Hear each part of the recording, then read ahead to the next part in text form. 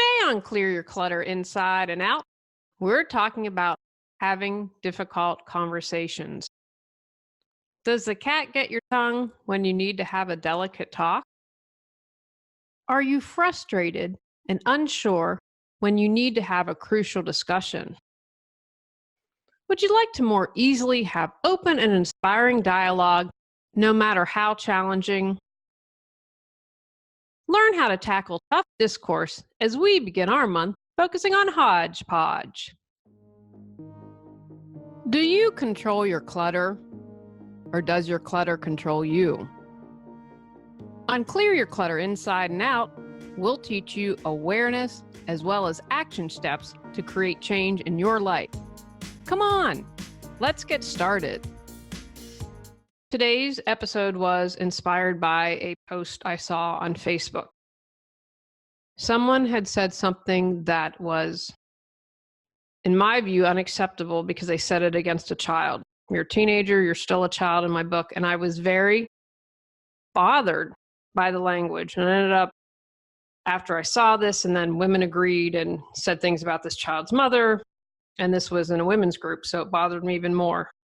So I posted to a group that I belong to of women over 40 and said, is this how it is today? And I just kind of needed a dump. I was so upset and asked for advice. And I got really great feedback. And they said, just take what you've kind of dumped here and shorten it. Because I felt something needed to be said. I get very frustrated and sad that we are so divided in this country, America, right now, that we can't even be civil. And when you oppose a child, a teenager that has a different viewpoint, and you have to use words that a man shouldn't say, a woman should say, no one should say, that are derogatory, then I feel that's when, like, okay, we need to take a stand and speak up. And so social media probably isn't the best example because, let's just face it, I think we don't lack the ability, but it's difficult to have a engaging and real conversation via social media. Too easy to post a meme, blow up, that kind of thing. Whatever is difficult to you is a challenging conversation. And that will mean many different things to each person who's listening or watching. For a parent, it might be about the birds and the bees. You might not feel comfortable talking about that. Or maybe you have a friend that you're worried about that they are heading down a path, or they're already on the path of destructive behavior, and you're concerned that it's getting worse. Or even it might be having a conversation with a neighbor that has different political viewpoints. Because we have to have some real, in my view, heart to heart in this country. So a difficult conversation can mean to you whatever is hard for you. I know there are certain subjects I can talk about easily, others I struggle with. But I think it's really important that we engage and we have these conversations. Whether it's, again, about the birds and bees, because that's important to your child. Like anything in life, the more you do this, the easier it becomes. But if we have the challenging conversations, then we can resolve things. We can remember, hey, that person who has a different point of view from me isn't all that bad. Or if it is an intervention type of conversation, you might be able to reach that person and allow them to have an aha moment and perhaps seek the help they need. We'll all have different conversations, and my goal with this podcast episode today is to make it a little easier for you. Why is it so hard to have these conversations, right? Well, one, it might be embarrassing. Birds and bees. For some people, they might not be comfortable talking about that to their children. Or if you are talking to someone, say, if you feel they're in an abusive situation, you might be embarrassed because you were in an abusive situation and you're still healing from that. And maybe you're beating yourself up, like, why didn't I get out sooner? So it just might be embarrassing. You might also be worried you're going to offend someone or hurt feelings. I think most of us are good, decent people, and we don't try to be offensive, although I think that's on the up and up. And we really, truly don't want to hurt someone's feelings. And so we hold back. Maybe there's something you're passionate about, like you're passionate about animal rights, and you want to have a conversation of why it's important to pass legislation, but you don't want to maybe hurt someone's feelings. So that might be causing you to stall on the conversation. Or you're worried you might just explode.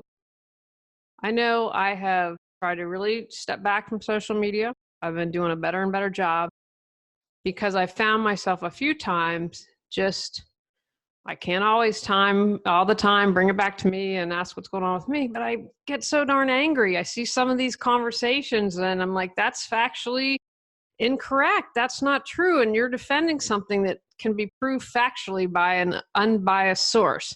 And I think, oh my gosh, I'm just going to scream at someone if I don't take a step back. So that's maybe why you don't want to have a difficult conversation. Or you don't like conflict. I'm not a fan of conflict. I try to be live and let live as much as possible. I don't like engaging in arguments. I don't find joy from that. I think a lot of times there's not benefits. And I think that's because part of it, well, I think there's several reasons why I don't like conflict, but I know one of them was, especially women, we're told don't be angry, don't be upset, don't say what's on your mind. I think especially from when I was a child, women weren't supposed to do these things. So I think that's part of the reason why I don't like conflict. And sometimes the stakes can get a little bigger. What are you afraid of if you lose? If you have that discussion with your partner, your spouse, are you afraid that it could mean the end of a relationship? Maybe you're in a relationship and things aren't going well, but you think, it's better than being alone. I know I have felt that in the past. So we start to think about, if I challenge my neighbor about something, then maybe it's just going to create this friction. And I don't want to feel that every time I come home because our houses are super duper close together. So you might be spending some time thinking, if I put myself out there, what could I lose? Sometimes we simply use avoidance as a strategy, right? We'll think, oh, if I just avoid it, it'll go away. Maybe, maybe not, but that's going to be my strategy and that's what I'm sticking with. So we just try to the avoidance route. But you know what? I can't remember any time in my life where I've avoided something and that it either didn't happen or because of avoiding it, I ended up costing myself something down the road. So if you're someone who's been using avoidance as a strategy, perhaps it's time to move away from that. Past experiences, right? Maybe in the past you have tried to have difficult conversations and maybe someone yelled at you or got angry at you or mocked you or didn't believe you or just vomited words all over you. You had all these bad experiences and you're like, nope, been there, done that. I think it is easier just to stay silent and not do anything. I have had these really negative experiences and I don't want to have negative experiences anymore. You can understand that. And I'd encourage you, if that is been a pattern of having negative experiences, if you listen today, we'll create a strategy to help make these difficult conversations a lot more easier. And I encourage you, put yourself out there again and have a conversation. And then finally, maybe we haven't seen good behavior models. I mean, think about, I don't know, is Jerry Springer still on TV? Think about like Jerry Springer or Maury, or maybe it was Sally Jesse Raphael. Gosh, I'm probably really dating myself here. I can't remember if she had a lot of crazy people on, but there's just all this conflict and it's to create drama, to get people to watch. And that's not good behavior. A lot of time, we're not going to see that modeled not only at home, but also at school and our professional workplace. And if we haven't seen that, then we just simply don't know what to do.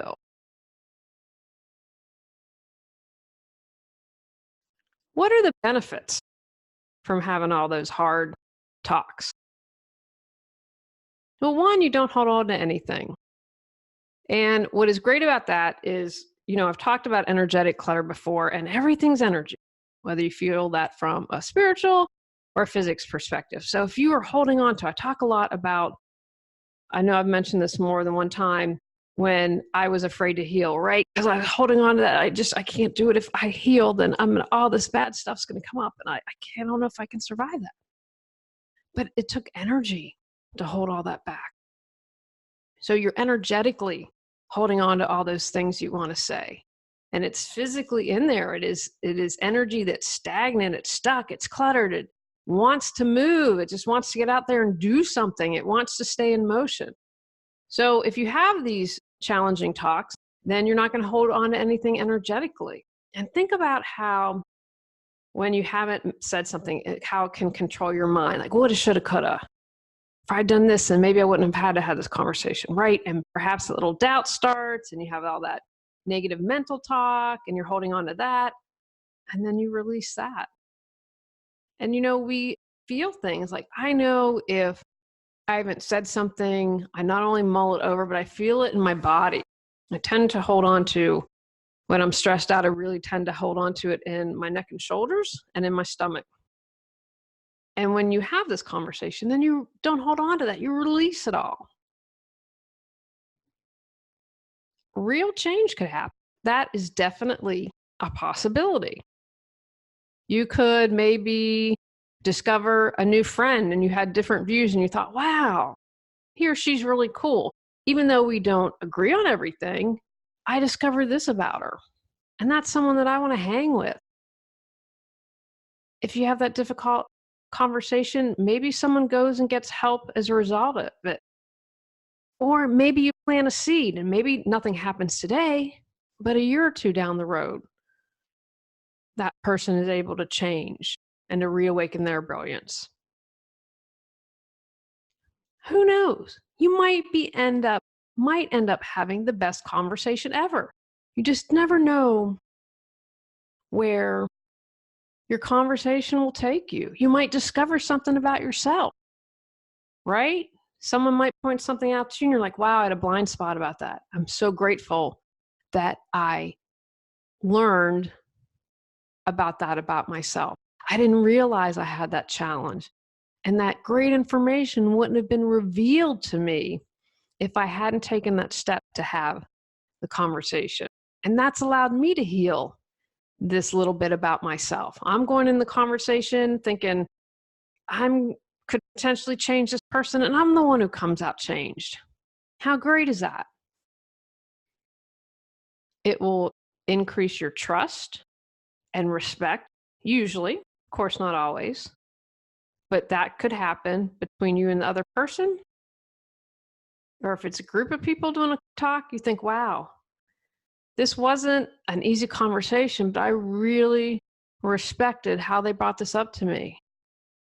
And I believe I can trust them now.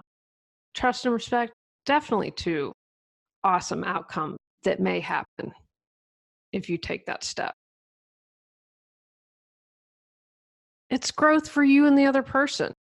You are growing because for whatever reason, you didn't like having these conversations, and you did it. And the next time you do it, it'll be even easier, but that allows you to grow. And the other person might not be receptive. Again, that may be a day or two later, or maybe they have a follow-up and they want to continue the dialogue.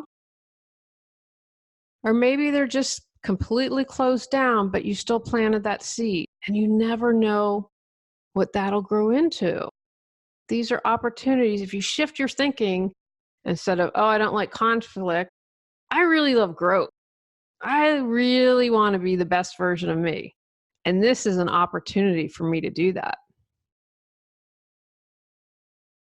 It helps you acquire new skills. Having difficult conversations is definitely a skill, and that can help you not only in your personal, but your professional life. I mean, we've probably had to have difficult conversations at work too. It's not just at home. And that really helps with your leadership. A leader can have a good, difficult conversation. Someone who's more passive is going to choose not to engage in conflict. But a leader said, okay, you know what? Let's roll up our sleeves. This may not be fun. This may not be easy. It's probably going to get a little messy and gooey. But you know what? If we want to grow as a team, or if we want to grow in our relationship, let's just cut to the chase and get her done. When you take the time to have a not so pleasant conversation, you're sharing with the person that you value them. Because if you didn't care, you wouldn't have the conversation, right? If it's someone you're like, meh, whatever, I don't really care about that person. I know I've done that. If I don't feel that it's someone that I'm really connected to, invested in, why would I put myself out there to have that difficult conversation? And again, as I just mentioned a moment ago with leadership and work, you know, that's you might not like everyone, but if you're a leader, you're like, okay, let's go for it and do it. But when you do this, you're saying to that person, you know what? I value you. I value our friendship. I value that I want you to live your best life. Whatever it is, you're sharing with them that you value them. How great does that make us feel when someone says you're good enough? I value you. That's pretty huge. When you prepare for death, you can live your life fully. Where is all that information to your online assets, and would people know how to find it? What do you want people to remember about you? If you were to die suddenly, who would take care of your pets? Julie Coraccio can support you in end-of-life planning and organization. Visit reawakenyourbrilliance.com to learn more. It allows you to, at some point in the discussion, be clear about being in the present moment, right? Okay, we have aired out the dirty laundry. Here's where we are. This is what we've discovered from this conversation. And now let's move forward, right? You can say, okay, we've aired it. The past is the past. The present moment's our point of power to change. Let's now figure out how we move forward. And then again, that comes back to not having to hold on to stuff, not simmering. Oh, Susie makes me so angry and blah, blah, blah, blah. You've resolved it to some extent. And you can get resolution. Again, it might depend. It might not be the resolution you had envisioned or hoped for. But at least you know, maybe you never speak again. You've really upset someone. But it's not this anticipation, this, where is it going to go? I'm holding on to this. It's like, okay, something has happened. Either things will stay the same or stay the same, or perhaps you need to make a change. You get a job, you end the relationship. Some type of resolution will happen. So those are just some of the benefits from the gift of communicating when it's not always easy. How do you have the hard conversations? Give yourself a deadline. Write it down. Schedule it on the calendar. Okay, I'm going to give myself a week to make a date with John to talk about all this stuff. And then I'm going to talk to John and I'm going to schedule it. And it's going to be an event in my calendar. And I'm going to give myself maybe an hour to mentally get in that frame of mind where I can have this conversation. And maybe I'm going to allow myself schedule nothing for the rest of the day because I don't know how I'm going to feel after everything's happened. Write out your talking points. I do this. I have to write down, okay, this is what I'd like to get across. This is what's important for me to say. This is really what it boils down to.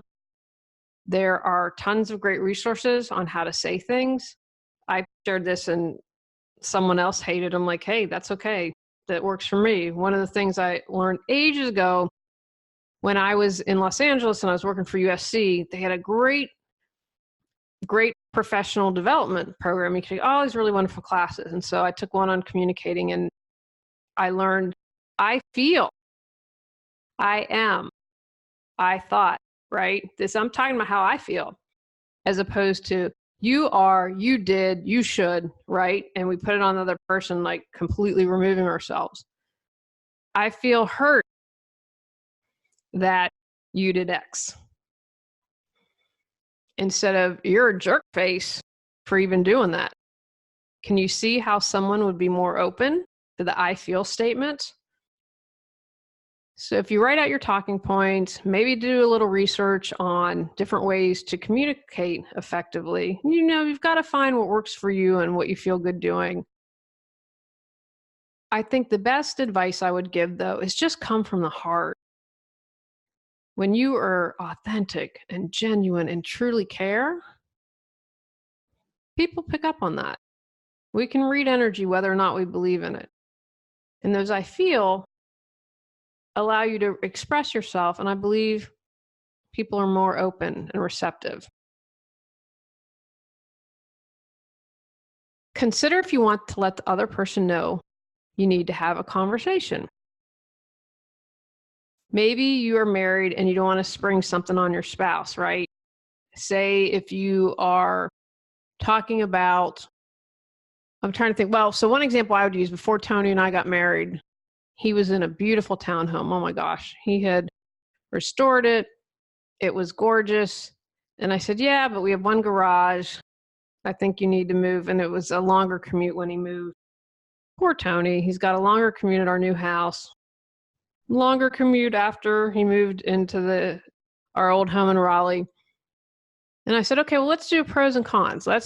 Next weekend, let's sit down and write out the pros and cons of everything. Because I wanted to give him time to prepare.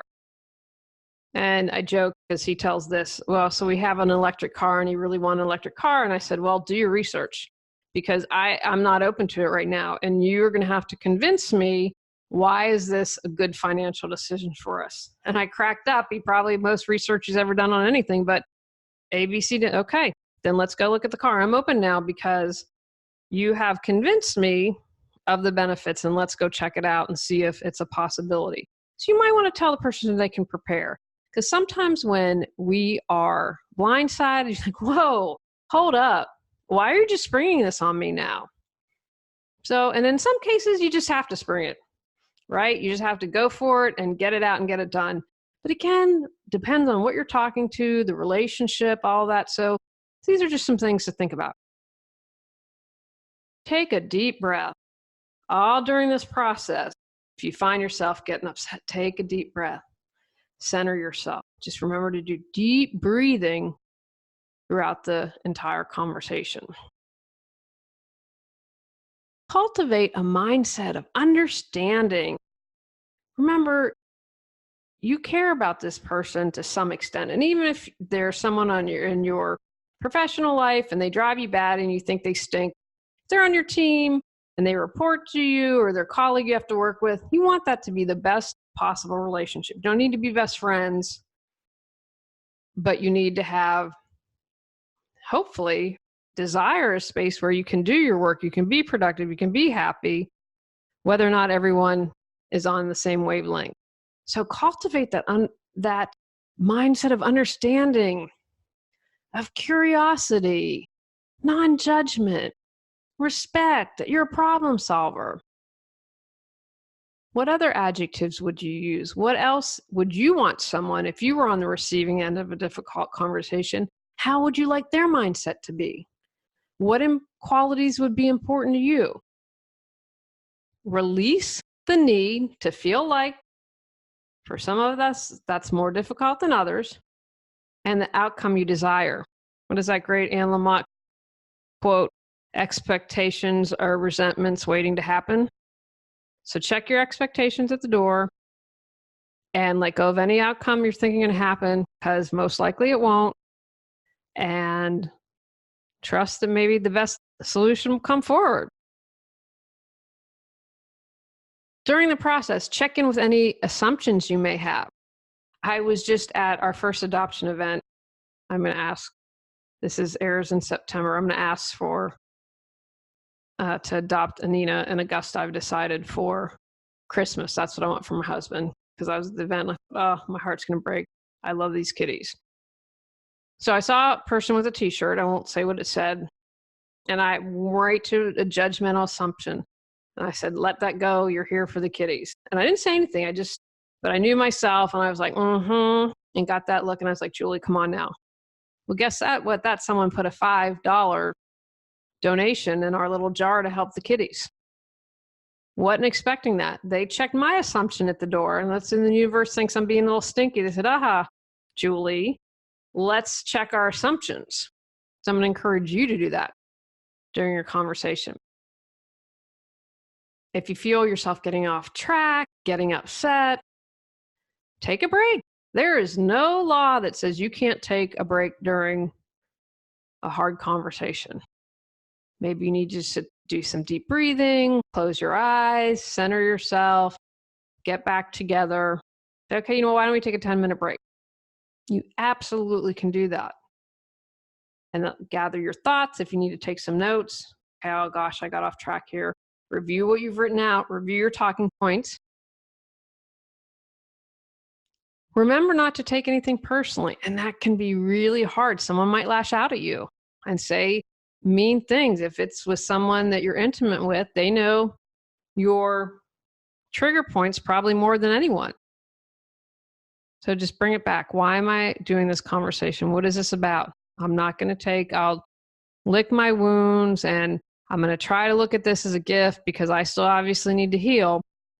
I'm not going to take it personally. I'm going to bring it back to what this conversation is about and what we're trying to accomplish here. Listen to understand, not to get to your next point. How many times have you had conversations with someone and you can tell, oh my gosh, they are not listening to anything I say. They just want to get their next point across. See this a lot in social media. You kind of crack me up to see some of these social media conversations in real life because you can tell I'm just, I got to get it out. I have no interest in what you have to say. Acknowledge that you heard the person. I hear what you're saying, Chris. When I did this, it angered you because you thought I had made an unfair assumption. I always like to make sure I am understanding the point and repeat back. So if they can say, oh no, Julie, you misunderstood. And then repeat back, acknowledge, okay, this is what I'm hearing. Again, that kind of keeps us on track. It keeps us engaged because I can tell the other person says, oh, she's listening to me. She's paying attention. Or maybe I didn't express myself clearly. Or, oh, I want to make sure she knows this. Be direct when communicating. Don't beat around the bush. And I think I find a lot of women are very indirect. I think men tend to be direct. Let's just go for it. Let's get it out of the way. So be direct. No, hem, haw, just boom. Come out and say it. Practice having a conversation if you need to. You could practice with them in the mirror. I've done that before. With a tree. I have no problem talking to a tree, and I believe the tree's listening. A friend, someone that you trust.